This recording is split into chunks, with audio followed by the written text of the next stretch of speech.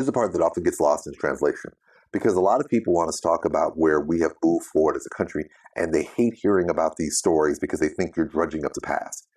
It was important for me to share that this wasn't really about scaring me. This wasn't about telling me that, oh my gosh, these people are still in 1940s.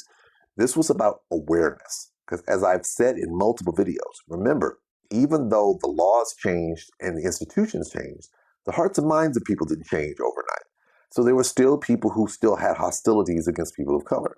So for this instance, this was telling me, they were telling me these things as a sense of awareness so that I would be cognizant of the fact that I was moving into an area that had this reputation. And even though nothing may happen, don't put yourself in harm's way. This is what it was like during the Generation X years going forward. We had to learn, especially from engaging with our peers, where those places were that could potentially be hostile. And I cannot stress this enough. This was not about telling us that we needed to be scared. This was not about telling us that we needed to avoid. This was not telling us that we needed to be paranoid. It was telling us that we needed to be conscious, aware, and keep our head on a swivel so that you don't put yourself in harm's way.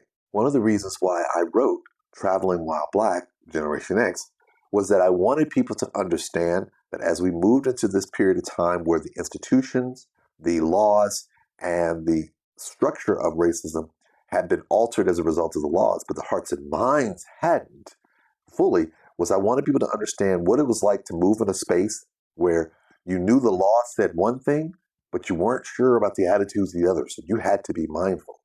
And this was reminiscent of my time period.